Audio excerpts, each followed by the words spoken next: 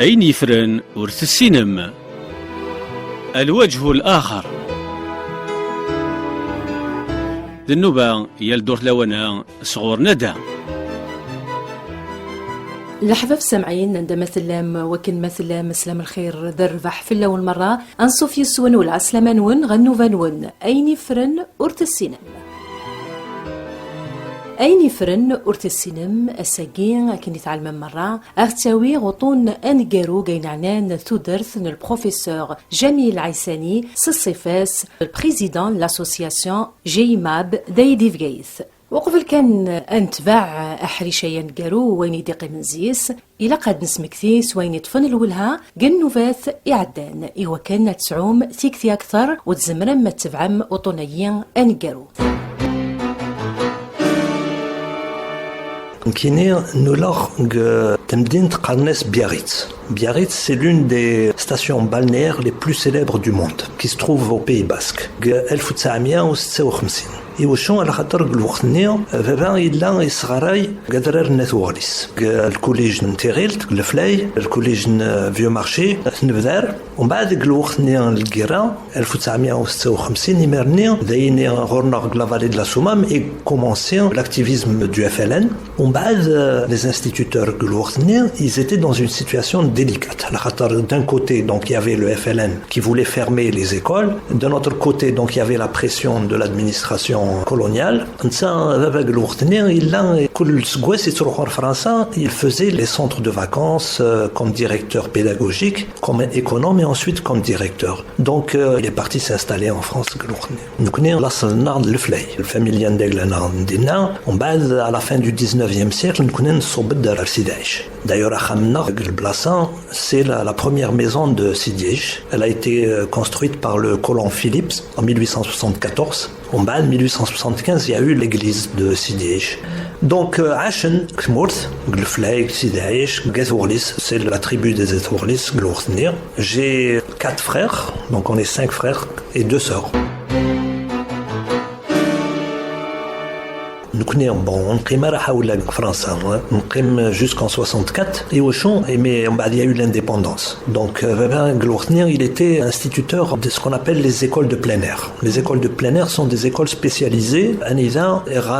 Les élèves dont le quotient intellectuel est inférieur à la normale. Et donc, il avait cette spécialisation. Il n'y avait pas d'école de ce type. Et pendant 2 ans, il a été pratiquement coopérant technique algérien en France. En 64, le ministère de l'Éducation a refusé de lui renouveler l'autorisation. Donc, bien sûr, bon, il vous suffit de prendre la nationalité. Il n'a pas voulu. Et au choix, donc, etc. Il n'y avait personne pour s'en occuper. Donc, voilà. Et au choix, et d'école. Donc, le collège j'ai fait le collège. Il n'y avait qu'un seul collège.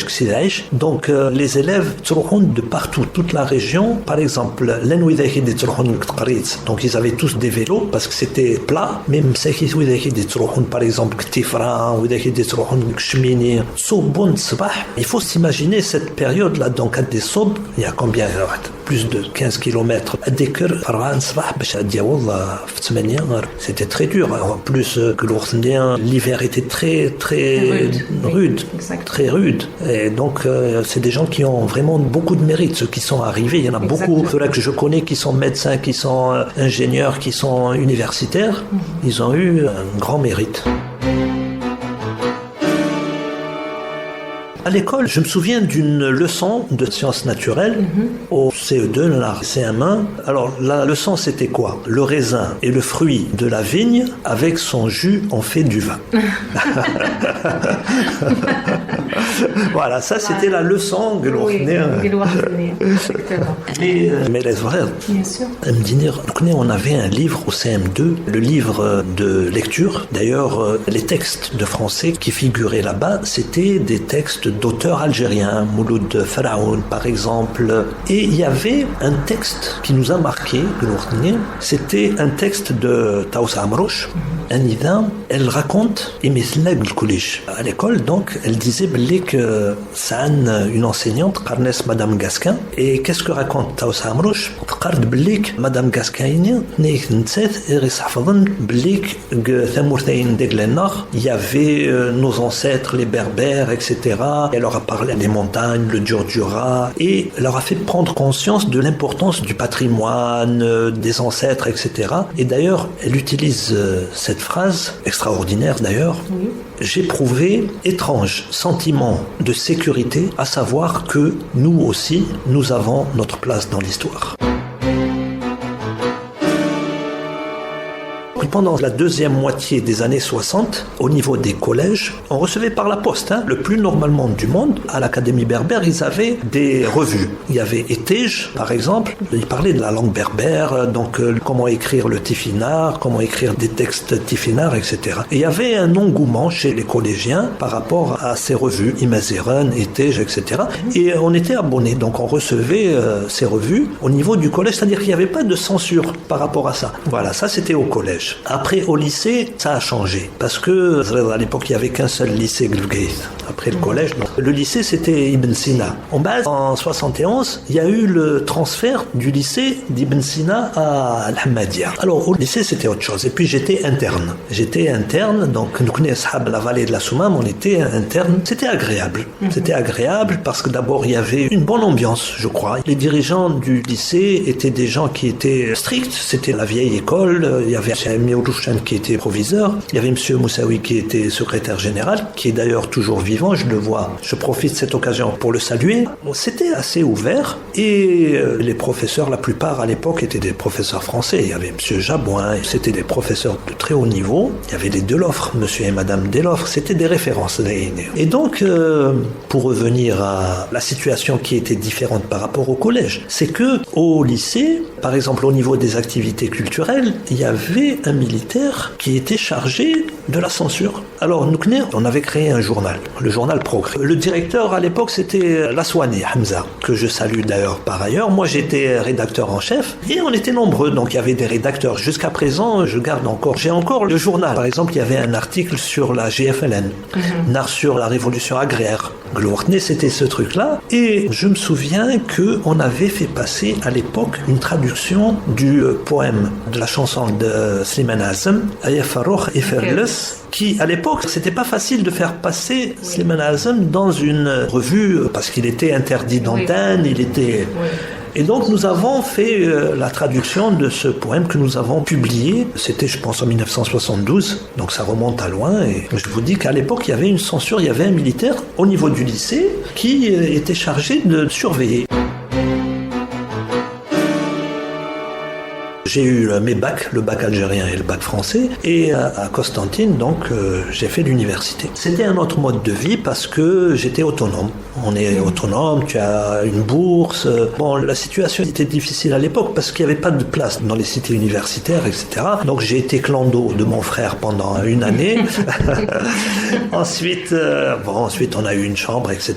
Côté études, qu'est-ce que vous avez suivi à l'époque comme études? J'ai fait le mathématique. Et l'option, donc, c'était probabilité statistique. Quand j'ai terminé mes études à Constantine, j'ai postulé donc pour aller préparer un doctorat. Voilà, donc j'ai obtenu une bourse pour aller en URSS à l'époque. Et donc je suis parti à Bakou. Bakou, c'est la capitale de la République d'Azerbaïdjan qui se trouve sur la mer Caspienne, à la frontière de l'Iran. Bakou est une ville extraordinaire, une très belle ville. À l'époque, déjà, elle avait 2 millions d'habitants, donc plus qu'Alger à l'époque. Donc on est en 1978, c'est vraiment autre chose. Donc j'ai passé une année là-bas et j'ai appris la langue russe, bien sûr. Là-bas, donc à Bakou, j'ai suivi donc le séminaire de mathématiques, bien sûr. Et ensuite, je suis parti à Kiev, qui est la capitale de l'Ukraine. Oui. Voilà, et c'est là-bas donc que j'ai commencé mon travail de recherche sur les chaînes Markov en probabilité. À l'époque, il y avait 15 républiques soviétiques socialistes. J'en ai visité une douzaine, donc la plupart des grandes républiques. Et ça coûtait pas cher. Et en plus, il y avait l'avion, le train, le je sais pas quoi. Bon, il fallait des autorisations, mais on les demandait et on nous les accordait. Voilà, donc j'ai fait les républiques du Caucase, c'est-à-dire que la Géorgie, l'Arménie, l'Azerbaïdjan, donc où j'ai passé une année. Mais les républiques asiatiques, notamment l'Ouzbékistan, où il y a Tachkent, Samarkand, Bukhara, qui sont des très très grandes villes de l'islam, avec des monuments, des mosquées extraordinaires, des observatoires. C'est là-bas que les grands savants de l'islam ont vécu, ont travaillé. Et les autres républiques, le Kazakhstan, la Kirghizie, j'ai visité toutes ces républiques, et plusieurs très grandes villes de la Russie. La Russie qui fait 17 millions de kilomètres carrés, comme Rostov, Leningrad, Saint-Pétersbourg, aujourd'hui ils ont repris et la Sibérie.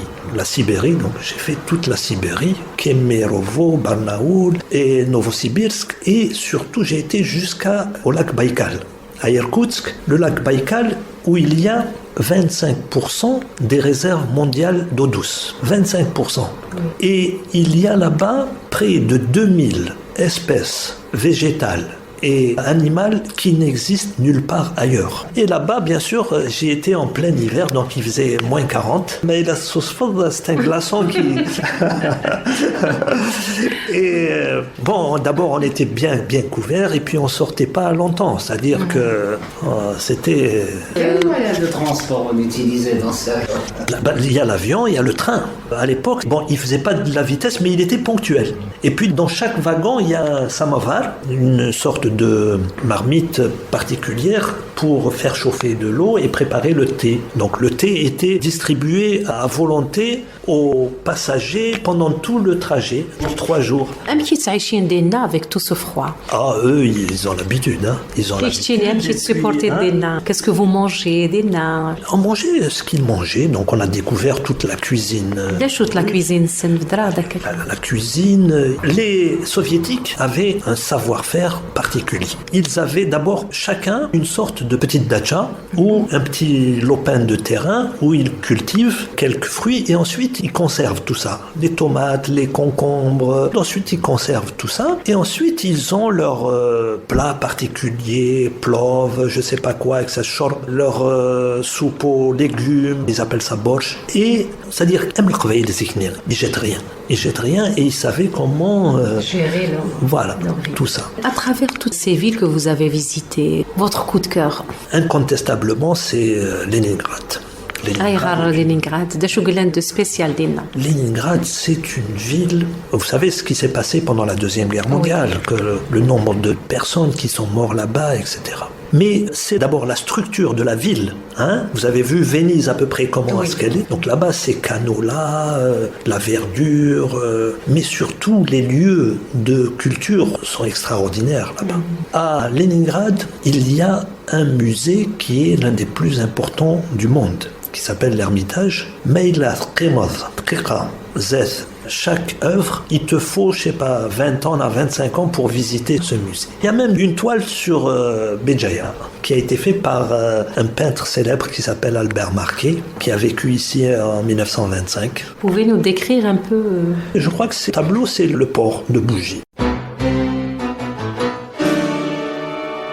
J'étais à Kiev, on avait un comité des Algériens du Kiev, et j'étais le responsable des relations extérieures.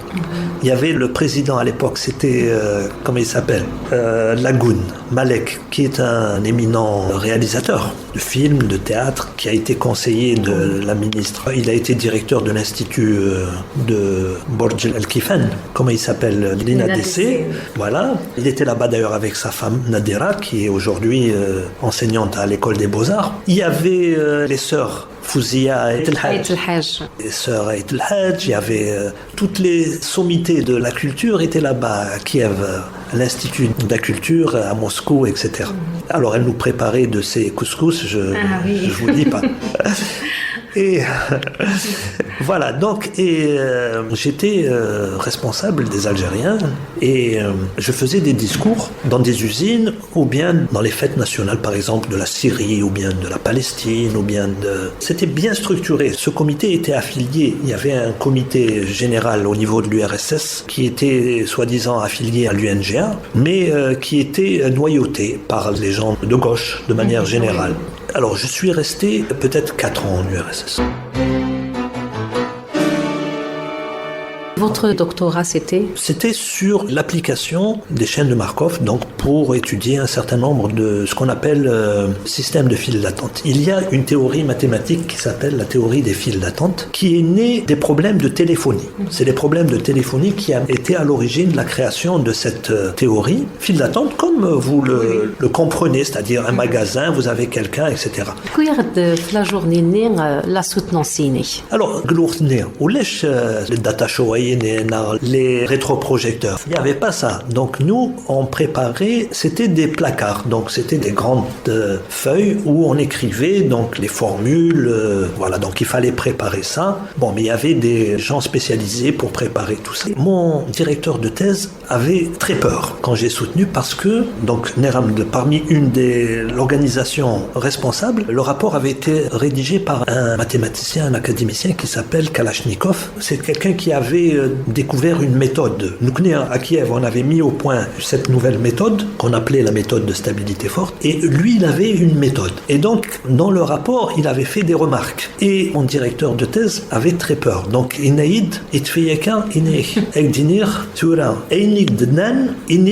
je suis d'accord.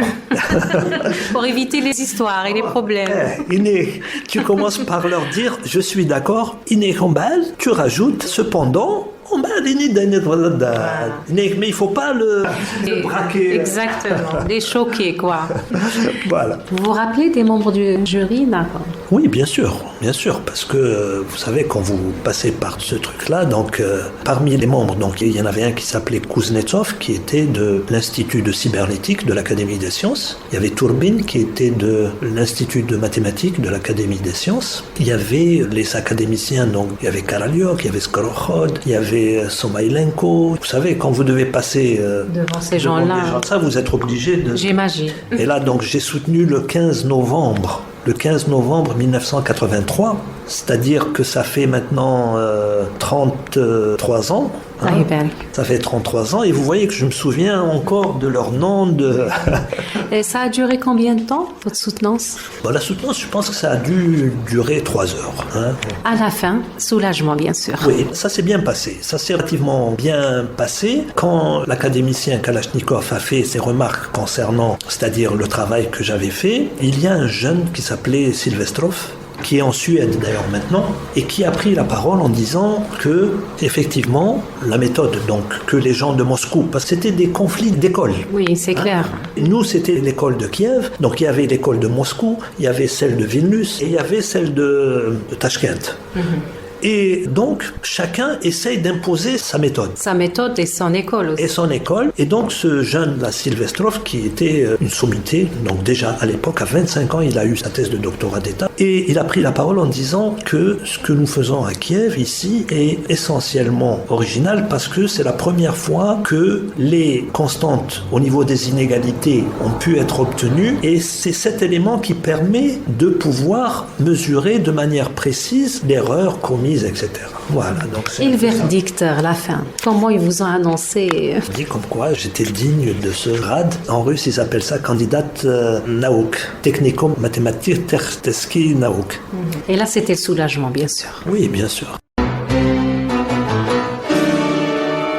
Donc ensuite, je suis rentré en Algérie et je suis venu ici C'était en 83-84, donc c'était vers le mois de février, à l'ouverture de l'université. On est venu ici parce qu'on était un groupe de copains qui étaient partis à l'étranger. Moi, j'étais en URSS, il y en a qui sont partis en France, il y en a qui sont partis aux États-Unis. À l'époque, c'était comme ça. Les bourses étaient disponibles, parce que l'université de Constantine, on a terminé, on était 3. On a commencé donc à enseigner. Et à l'époque, donc, les enseignants ici, c'était les étrangers. Donc il y avait les Russes, les Vietnamiens, les Polonais. On a bien vécu les premières années avec eux. C'était très bien.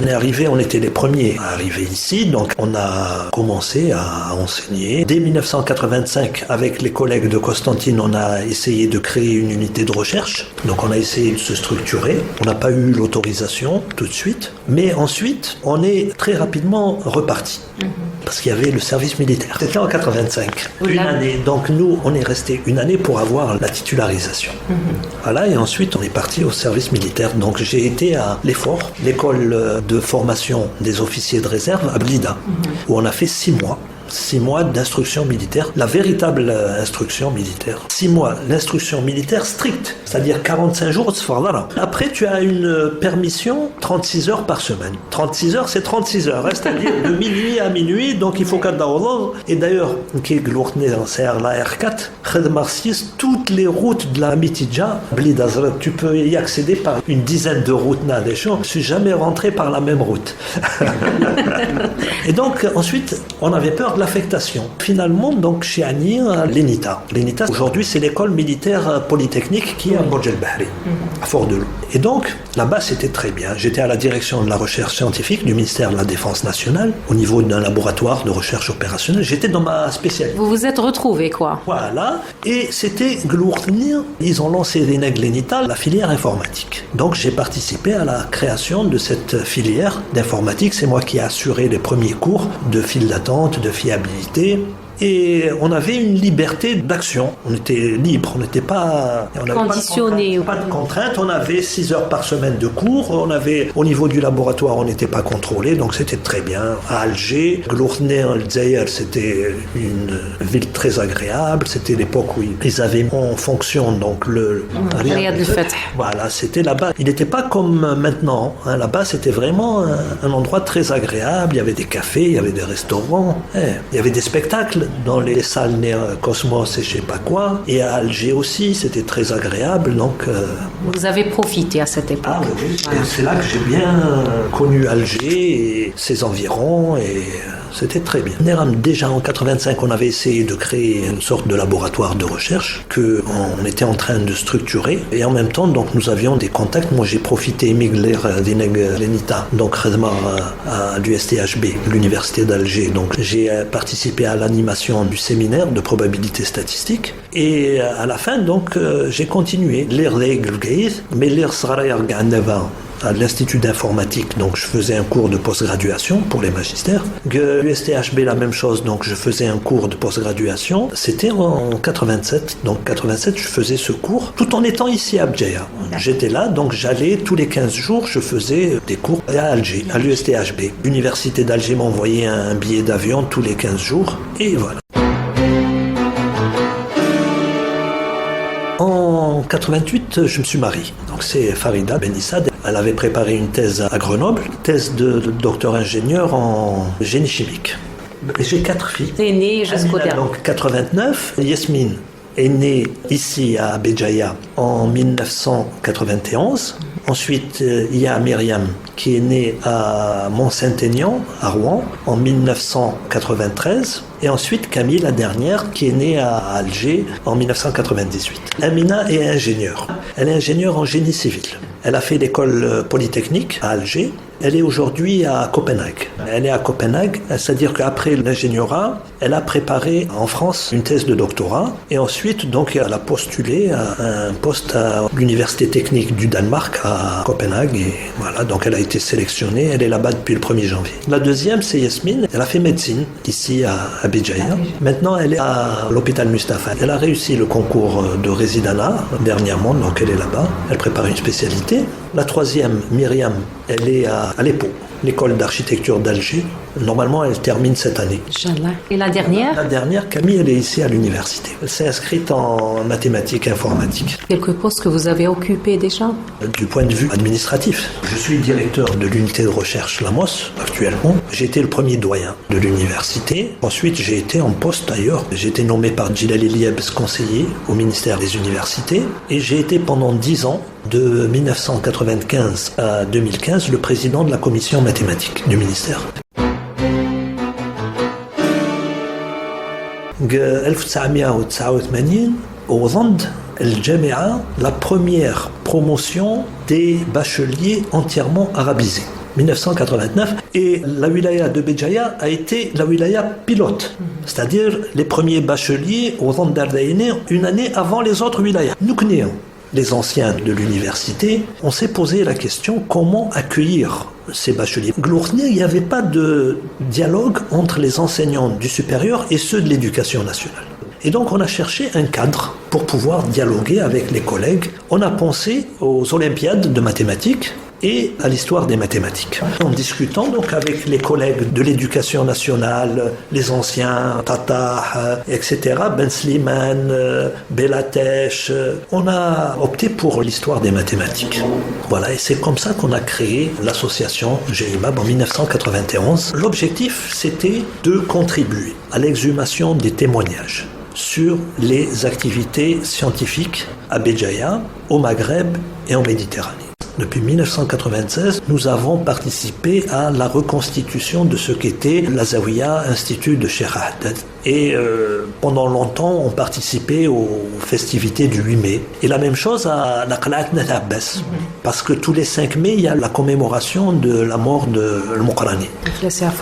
Mais surtout, en 1997, nous avons organisé le fameux colloque sur l'histoire de Béjaïa. Les moments forts de cette association? Incontestablement, lorsque nous avons commémoré le 20e anniversaire de notre association, où on a rendu hommage à 28 personnalités de notre association qui sont décédées, qui ont travaillé avec nous, de Béjaïa, de la vallée de la Soumam, de Tizi Ouzou, de l'étranger. Nous sommes pratiquement présents dans toutes les communes de la wilaya de Béjaïa. D'ailleurs, pas simplement au niveau de la wilaya, même dans les wilayas limitrophes comme Bouira, comme Borj Bouararij, comme Jijel, Tizi Ouzou. D'ailleurs, notre dernier colloque sur Yahya Zouaoui, un jour à Béjaïa, un jour à Borj Bouararij. Par exemple, à Toudjan, nous avons créé le musée de l'eau. Oui. Vous voyez, on a fait des colloques, par exemple, à Tamoukra, sur Yahya al-Aidli, à Seddouk. Donc, je vous dis, ça fait je ne sais pas combien d'années qu'on est là-bas. En Algérie, donc d'abord à Alger, vous savez que nous avons dirigé le commissariat de l'exposition Béjaïa Centre de transmission du savoir 2007, qui a été présenté au Palais de la Culture. Tlemcen, donc où on a produit 2 expositions. La première, les échanges intellectuels Béjaïa Tlemcen, et l'exposition qui a inauguré le Centre national de recherche sur les études andalouses à Tlemcen.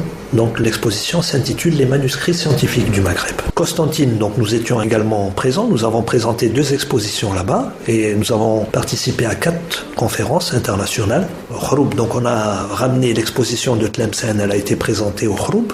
Et nous assistons là où on nous invite, que ce soit à Biskra, à Adrar, où nous avons animé des ateliers de formation sur les manuscrits. À l'étranger, nous avons participé à plusieurs opérations internationales. La première, 1993, c'était à Montpellier. 1994 à Pise, lorsqu'il y a eu le fameux congrès sur Fibonacci, et ainsi de suite. Mais l'opération la plus importante, c'est celle que nous avons montée en 2007 avec les Espagnols de l'Institut européen de la Méditerranée et de l'Institut Raymond Lull. Nous avons commémoré le 700e anniversaire des disputes entre le philosophe catalan Raymond Lull et les savants de Béjaïa. La meilleure distinction que nous avons eue, c'est le prix Mouloud Maamri en 1997 pour le travail que nous avons fait sur Afniq Nchirmou.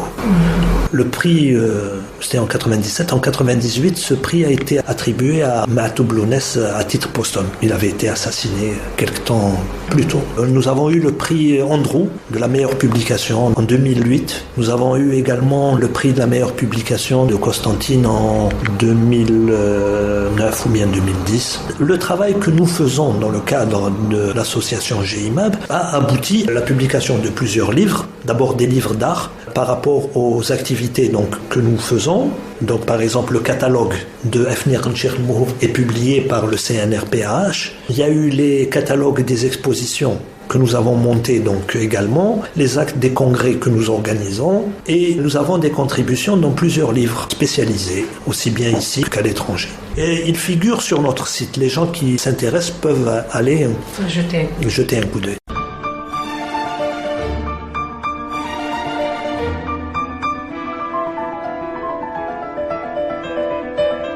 أين يفرن ورث السينم.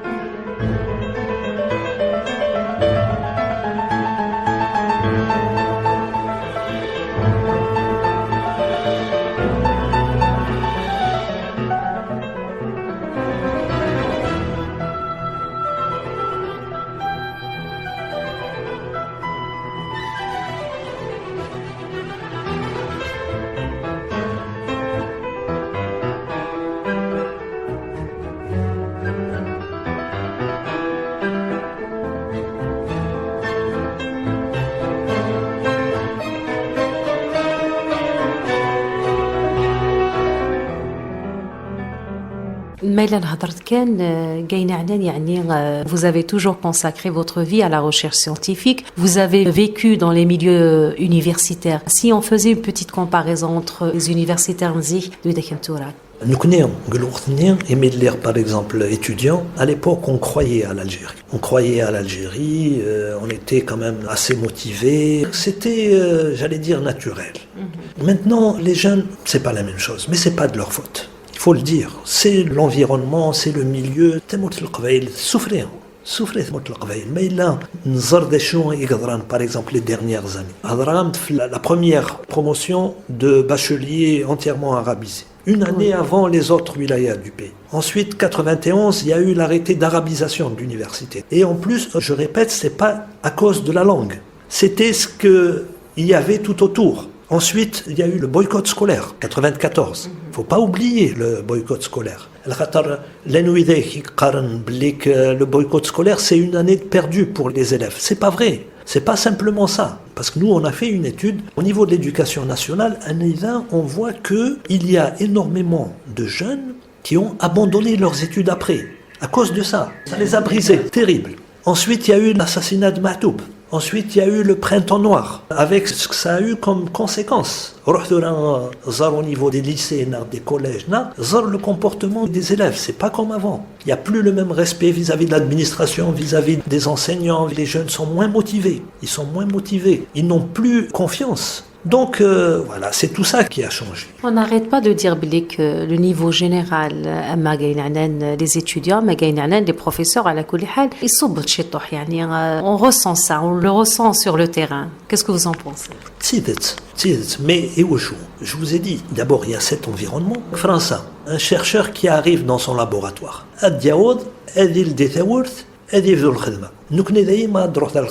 La première chose, est-ce que ça est-ce que c'est l'électricité? Parce que l'électricité, tu ne peux pas commencer à travailler. Est-ce que Internet marche? Est-ce que le fax marche? Est-ce que ceci? Et c'est différent. Il y a eu la réforme, le LMD. Ce que l'on remarque, il faut le dire, nous copions mais on copie avec 10 ans de retard, à chaque fois. Ça a commencé par la réforme au niveau des maths modernes. Au niveau des collèges, quand ils ont introduit les maths modernes, donc ils se sont dit, ça va permettre aux élèves de mieux réfléchir. Donc, nous connaissons 10 ans après, la réforme, peut-être les élèves y réfléchissaient mieux, maintenant, ils sont revenus, ils ont essayé de corriger, on s'est lancé avec les mêmes erreurs, etc. Malheureusement, on constate qu'à chaque fois, c'est la même chose. Et là, maintenant, avec le LMD, il y avait quelque chose de bien dans le fait de vouloir faire une réforme, c'était de se dire, on va uniformiser tous les diplômes. Mais ce qu'on a constaté, c'est que ce n'est pas le cas. Et en même temps, nous connaissons par exemple, en recherche opérationnelle, on avait des diplômes extraordinaires. On avait l'ingénierat, on avait le magistère, on avait le doctorat. Et ça se passait très bien. On a fait une réforme, ça nous a complètement esquinté.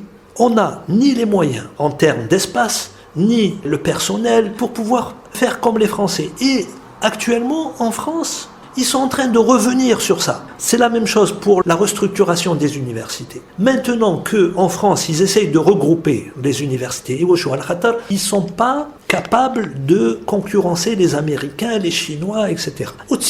Dans le classement des universités. Donc qu'est-ce qu'ils font? Ils essayent de regrouper. C'est à ce moment que nous, on essaie de diviser. Mais il faut dire aussi qu'au niveau de la France, il y a des problèmes sur le terrain aussi. Mais justement, mais nous néanmoins, c'est leur réforme, etc. Nous on copie sans avoir les moyens. Et donc aujourd'hui, les élèves, les étudiants se trouvent complètement noyés. En France, il y a le tutorat pour pouvoir accompagner les élèves première année. Nous ce n'est que maintenant, c'est-à-dire combien, une dizaine d'années après qu'ils se disent tiens, on va mettre en place ce tutorat. Et en plus, c'est la manière dont est organisée ces études avec une durée pour les examens qui prennent la moitié du temps, etc. Donc comment veux-tu? Sans compter que maintenant, ce qui se passe avec l'éthique, technologie, donc l'information et de la communication, qui occupe énormément de temps. C'est-à-dire que les jeunes s'occupent de ça. C'est-à-dire que ce ne sont pas des gens qui se disent il faut que j'utilise Internet, je ne sais pas quoi, uniquement pour ceci, cela. Ils passent énormément de temps sur les réseaux sociaux et donc on constate qu'ils ne lisent plus. Oui, malheureusement. Ils ne lisent plus de livres, ils ne lisent même pas la presse. Donc c'est normal qu'il y ait cette baisse du niveau. Moi, ce que je peux dire aux jeunes, les jeunes, c'est vrai. Il faut, aujourd'hui, il y a des possibilités de voyager, de découvrir de nouveaux horizons, etc. C'est très bien. Mais il faut quand même qu'il y ait une réflexion pour que les gens sachent que quand on travaille, il y a toujours des possibilités. Je vais vous donner un exemple. Judith Schill, c'est une Allemande qui préparait une thèse de doctorat à l'université d'Oxford. Parce que Tvrat sur la Kabylie. Donc avec Fanny Colonna, on l'a branché sur le village d'Ereloumsend, du côté d'Agpou, pour pouvoir faire une monographie du village.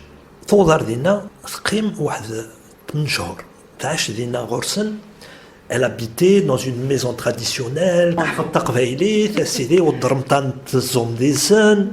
Tu vois, les Allemands aiment qu'ils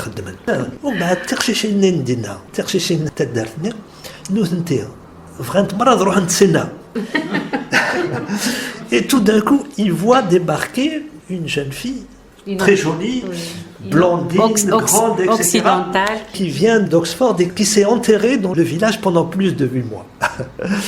Et bien, elle a préparé sa thèse, elle a soutenu sa thèse à Oxford. C'était prévu à Drohardin, l'université.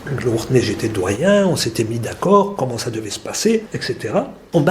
Qu'est-ce qui s'est passé? L'université d'Oxford, ils lui ont fait une proposition qu'elle n'a pas pu refuser. Parce que elle avait tout préparé, le vélo d'Egles, elle a été sollicitée par l'université de Princeton. Passe l'entretien, elle a été acceptée Oxford. Ils vont la recruter, tout de suite ils ont surenchéri. Voilà. Quelle est la morale de cette histoire? C'est-à-dire que ça intéresse tout le monde, ça intéresse nous, ça intéresse les Américains, ça intéresse les Anglais, ça intéresse les Allemands, et il faut se mettre au travail. Il faut faire, c'est-à-dire parce que les jeunes il faut travailler. Il faut se casser la tête. Il faut travailler, il faut se renseigner. Voilà. Donc il y a du travail dans tous les domaines. Et il y a des possibilités. Voilà. Ensuite, il faut voyager. C'est intéressant. L'Algérie, nous, on n'avait pas besoin de visa. Sauf, par exemple, pour l'URSS. Mais pour aller dans les pays scandinaves, la Suisse, la France, l'Angleterre, le truc, on n'avait pas besoin de visa. J'ai fait tous ces pays sans visa. Ce qui était difficile de l'obtenir, c'était le carton vert. C'est-à-dire pour avoir le passeport. Il ne le délivrait pas à n'importe qui. Donc il fallait une raison à l'époque. Mais ensuite, il faut y aller dans un cadre organisé.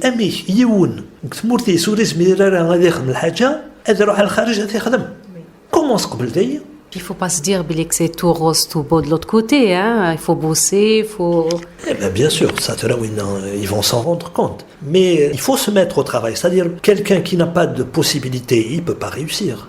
pas réussir, ça n'a pas de sens. Donc c'est ici qu'il faut se mettre au travail pour réunir les conditions pour pouvoir ensuite pouvoir faire quelque chose. Il faut créer les moyens, donc il faut travailler bien sûr. Lorsque c'est dans un cadre organisé, il faut voyager, il faut aller faire des études à l'étranger, pourquoi pas. Il ne faut pas toujours attendre autrui, il faut quand même l'abda يتسكل في مانيس. Quelqu'un qui veut réussir, il n'y a pas de raison. Il n'y a pas de raison. Il n'y a pas d'obstacle aussi. Le département de recherche opérationnelle, je pense que c'est la même chose peut-être dans d'autres domaines. La RALB, il faut le dire. Notre premier débouché, c'est la France. Oui. Un médecin, il soutient son ingénierat, le lendemain, il part en France. Et en général, ils réussissent. Il y en a plein maintenant de jeunes qui sont partis d'ici. C'est vrai, la première année, c'est difficile parce qu'ils doivent s'accrocher, etc. Mais après, ça y est. Et voilà, il y en a plein qui sont très bien placés dans des entreprises, dans les universités, etc. La fuite des cerveaux nous arrange. Il n'y a pas de fuite de cerveau. C'est-à-dire, il faut arrêter de caricaturer cette situation. ذي شنو المشكلة أمكن نخدم باش نجمع وذاك يقلندية pour empêcher ceux qui sont là de partir. Maintenant, comment effectivement l'utiliser, c'est très bien. Est-ce qu'il peut m'être utile? Est-ce qu'il peut pas être utile? En quoi il peut m'être utile? Chacun a une stratégie. Voilà, pour réussir, exactement. Voilà.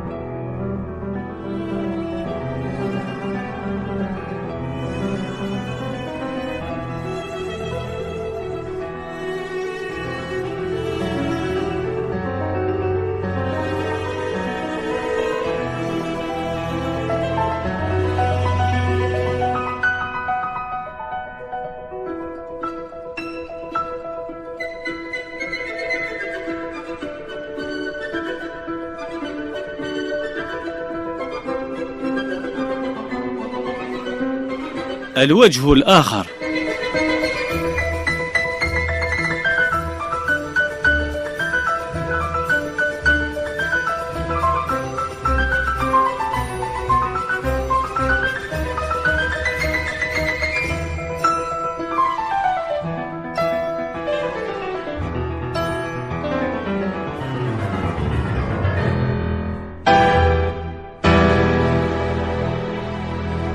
كني قبل كان نفرق يذيك إمي مازال يسمك سلامس إن شاء الله تغزي العمر أمشي سلا ثورة إمي على بري دو لاج ثم غورا كان كيل أمشي لا relation ينيك أوك votre maman. J'ai pas malheureusement l'occasion de la voir souvent parce que مازالت كسدرت خاطي تنقعنبها donc mais موت قلت مس بارك زين donc ويرتيد باش تحضري تمطلت mais bon nous avons bien sûr de très bonnes relations. Elle a 82 ans, elle est مازالت lucide. Oui, elle est bien portante et bon je pense que c'est pas propre à elle. نيك أوروغ السبعة عقلي وحدي ثورة.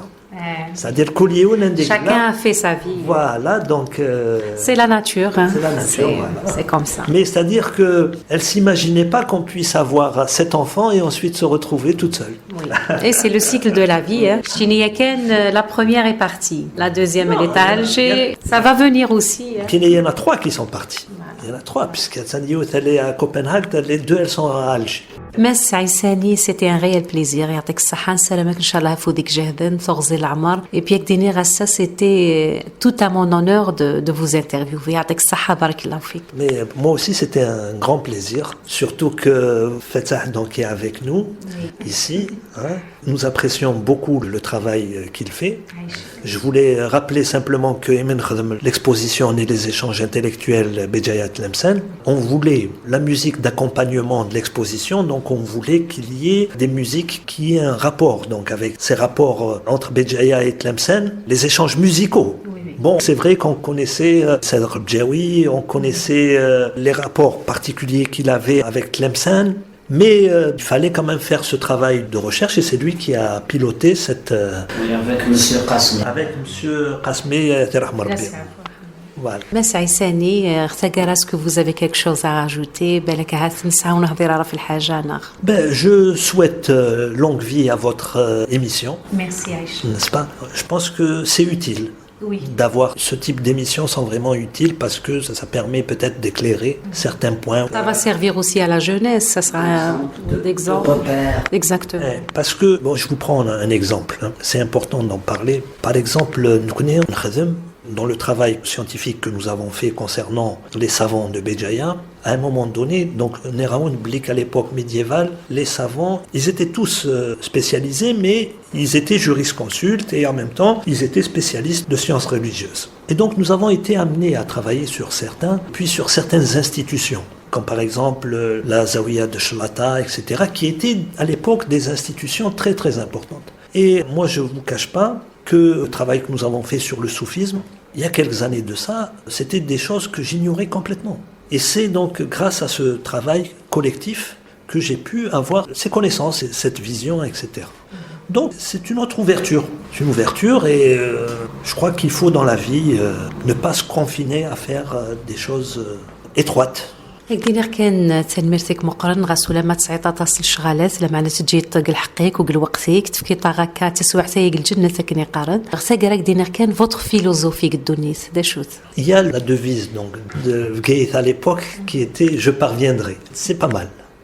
يعطيك الصحة تنميرتك مقرن استغزي لعمرك إن شاء الله ميرسي بوكو يعطيك الصحة. وسوكا الأحباب سمعين نوض غثقرا ننوفا نوسا وغرثقرا نمشوار le professeur جميل عيساني صفاس le président de l'association جيماب ودينير كان مسوليدن ذاكن تدويلي نكشفان تاقيا كشفان أين فرن أورت السينم ذام ديال عالي وتاقنيث توفراس يوكن العبد أدياوي أطاس الحوايج إيمين العباد كشفان ماس عيساني دين فقاونيك عدان غف النوفيا نكيني قرغسن تالا نتموسنيا إلاق أنت يمزي سطاس إوكنا نجرب ريدنا أكني وثا الحال تزري مذكن كل يوم زيسن ذا غرفاز دمقران غاسو لما من كل وا ستيكتينس من كل وا العقلياس من كل وا دا شو دافريدك اختار لا معنى اسم لاليثن يونو فريد كان دافريد للنجاح إيمين غاسو لما كرن قلحيف غاسو لما طاس وقرن إهني ما قرن قثو درسن سن لا معنى غنشتيف كي سنفوذ إوا كانت كملنا مشوار سن وضا وطن البر للأمان ومازال لا تكملن دق فريد سن السلامة سن أفوذيك جهدا ونسالمة سن أذيلين ذم ديال عالي يمكن مرة إمي العبادة يوكيث ونجيحنا راكنكن ووضنا راه المرغوب نسن أكا كان مبلا العتاب مبلا تيديا هي غير تقارا وديني غير تنمير تنون مقرن حد واحد نو في اللون تعاد نون الدور تيدي تدون قل خير لهنا وكذين في نظن أرتفات أين يفرن ورث السينم الوجه الآخر ذنوبا يلدور لونا صغور ندى